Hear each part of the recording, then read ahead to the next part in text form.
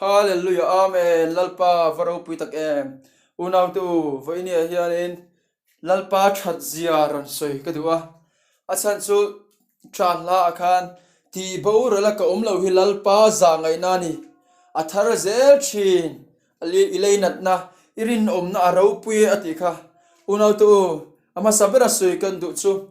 Voini thenga ila dam chan khai shem. Ila dam chan su mo eng dang ani lo thitlak ila ni lo wangani. Unaw tu he thu hi apoi mo ka ti khop mai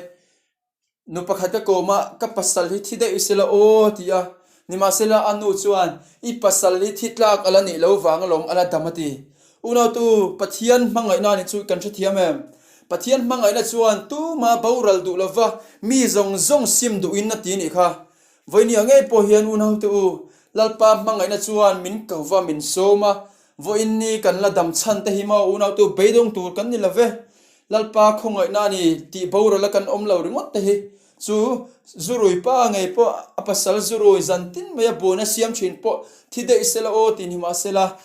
thita se shem huna kaldon chu wang chon thitla kalen ni wangin lalpa zangai na chunga la thlenga ni chu lalpa chu fakirem ro se unaw tu lalpa hi acha ani ti hian kan thinlung hi min ne se ka van du tak em mania pokatia along tailama mi patni ka counselinga chumi te bona ber po chu zu ngol vean nia drugs addict an nia an mitte an ke te achak lo to em ha ni ma sela unaw tu thon thu pakhat ka shila chu thu bok chuan min chu azlen thi ani mi pakhat hianin lemziak thiamania ka soi fo thina poimo ka ti voin chu soi tharangai ka sia chu lemziak thiam chu mun sanga akala mun sanga rong bona na ya tikhan mi lema ziak sak thina ti chuanin mun pakhat khop pakha kalna tura hianin mi khop pakha kalna tur hian zurui ne na in to ka chu zurui pa chuani lemziak thiamani ti sia chuanin kapu kalem min zia sakte atia ti chuan zurui rem lai aziak dole mo antia an ziak zawa mu chu makatia aphuzo ka tina thinarim ema ni ma sela chuta chuan lemziak thiam chuan in mi pakhat gentleman mai ko su tha hi aziak ta ni ta chuan nga tinge he pa hi min izia he pai ka ni lo to phi atia ni ma sela lemziak thiam chuan thian pa ente I chunga khan mo he lemzi he mi pa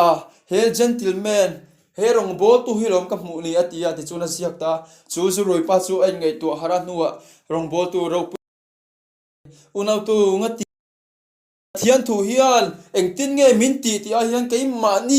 mani kan in ngai tu boy training ka sia chuwang chuan unaw tu pathian thatna zo khi sia he pathian thu zo khi howi war po teng u ti hi poimo in ka sia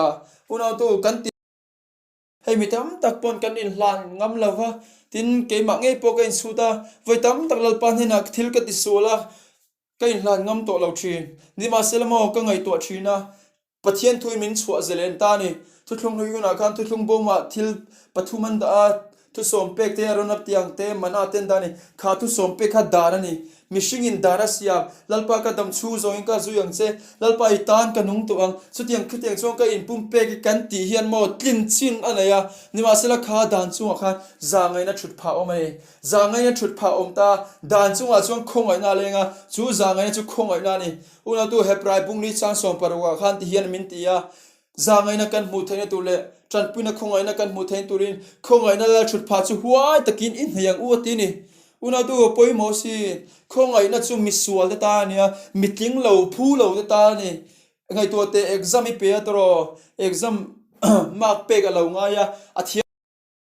grace mark mamo ani khongoi na mamo ani chuan chuan unaw tu ke ni po hi kan chak lo ani hi lalpana shida wangin mathai bung som chang som ni pare da hian ti hian alo ti ni nang ni thokrin le phurit phut zong tu nang ni ma ni to ka sual ne thei nang ni ma ni to ka chak lo beidong ngoi tu kan ne na lo ka ru ke man ka chol ti rang chu ti una tu hallelujah men lalpa ya von thutak ti hian thon thu pakhat ka thin lung le ke ma nge po min ti chak tu oma mitam tak chung kan nun leikal to mangten lalpa min ngai dam thailo wang kan ti niwa selo una tu lalpa hian min ngai dam duwa wanga voini thengan ni hi eloi la mak sabak thani ti in kan ngai dam na kan sual zong chu isuna phura kan ai oi ni su krista cross le kal san ya chu wang jong ke ni chu lalpa min kal san thei to lo ni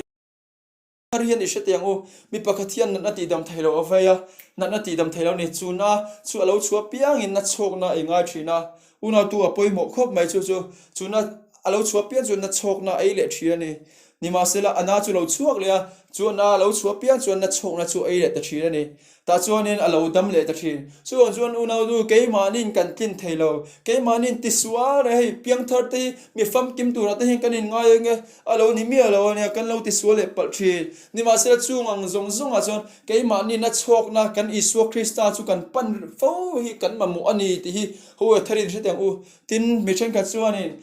kan an piang thara kan an thadon leka mi ten chu tiang kha tiang chu min muwa chu tiang kha tiang chuan min soi le si ti te kan bo thin una du poi in phun nget phut mai tiang hey kati china kaushan nei tu chu krista ne kan in kara thata krista ne kan in zomna fuwa krista min ngai da mani ti kan hriat chian phat chuan rompung ria chang som thu pala khan pathian kan lama tran chuan tu nge min do theyang ama fa pa ngai pok zulawa kan za pe tu chuan thil zong po athoni min pe lawang em ni ti ni ura tu voini ngai po hian ngai tu chiang te harin ngai tu chiang te mi ti a hian kan boi tu lo shuai tu te mi ten min mu dan lampang kan nun hlui kal to chia chu a chia ni kan sualang ni chuan in mi ten min te ang kan phu reng ani ni ma sel krista chuan chu tiang chuan min te velawa hallelujah amen ka sul ti mi ten shrang thin ma se olal pa nang chuan i thei hil thin ati te kha avon moi em ram tiam lam panin chaklo tak chuin kan kal ni ma sela lalpa thlipui tam taka lo tle ni ma sela lalpa chok chuan in hallelujah bang ro se ti chuan a bang bai do ni chuwang chuan unau tu pathian in kan in kara tha chuan eng ma min do theilowa krista mangai na ta chu tu ma min then theilo mi ten an soi a chi hian ngei buya nge ti se ti hian lo in te zok te una tu hai tun lai phe chu fa patan bo ti hian min ne em ya kha fa patan bo ngai po kha una tu mi sual ni lo fa patan bo pathian fa ni mani zan ka tong tra lai pon kharau thil min ram po chu ti sen in zong pui re hi eng tin nge ti sen zong pui ni na atop kan ti chuanin una tu pa le fa ri da se kha appa kha athi pho chuanin kha appa kha thi chuan thi sen zom pui nei torwa thi top tinani ni ma sele kan pa chu isu krista vanami kan pathian hi nia voin thleng in ala nunga afa pa isu krista kal tlangin thi sen zom pui amin siama chu wang chuan kha thi sen zom pui kan ni na kha eng tikong mai setana hian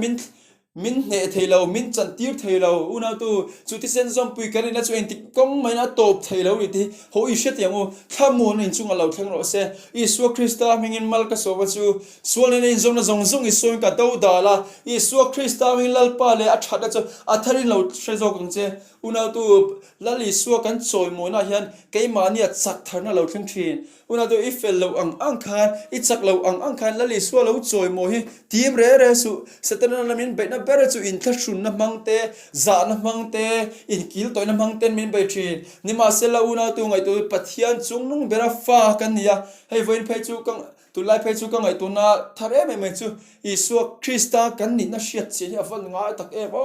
krista kan ni na kan shiat chian lo chuan ma una tu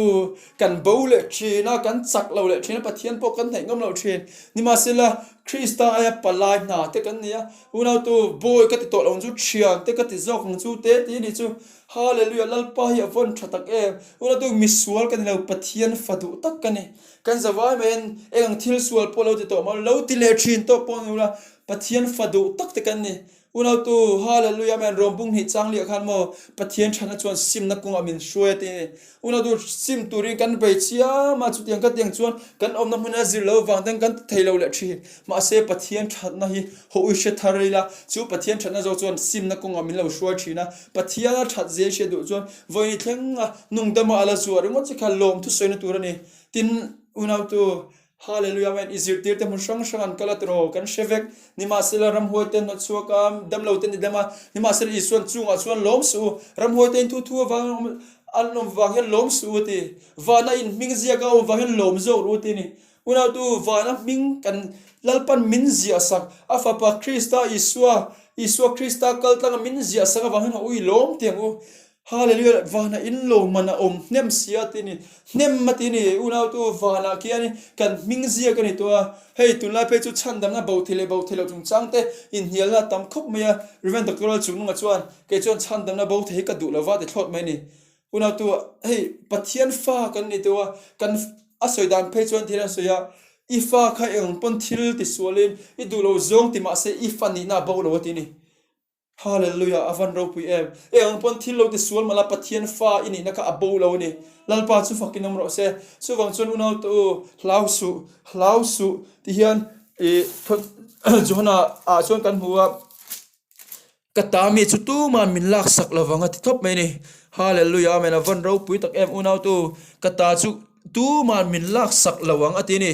hallelujah an hena chatuan nakape iso krista tangin hallelujah kan la le chandam tu atana kan in pumpe khian chatuan nu na chu kan lo ne kum khuai nan bo lawanga tu man ka kuta ta chu min chu sak hek lawanga ti ni hallelujah amen iso krista kal tlanga hallelujah lalpan nangma hallelujah amen na tho hi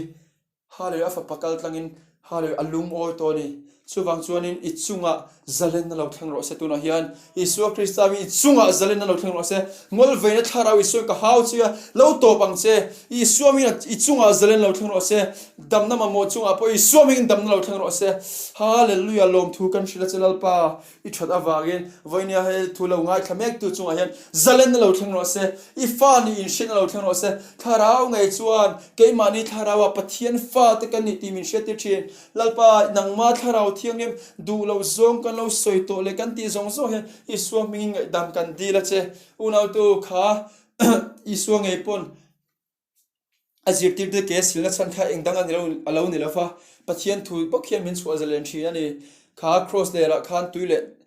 tuile thisena lo chok ani iswa krista na ka tang khan kha thisen kha iswa krista kal tanga min ti thiang hlim na nia ni ma sela khovel om kan ne wangin unau tu kan dai palle thi ni ma sila khanak atanga lo chuak nge tui khan inti thiang hlim le kan ngai ani voinia nge po hi ho lali suan hena ikirang u lali suan min lo chandama min mangaya ang chunga min lo pom duwa hallelujah men achat na chu min tem tir le adua hallelujah ngai tu chiang tu chungleng sawa te khwi ngai tu buan tu lawan a thek lo ni ma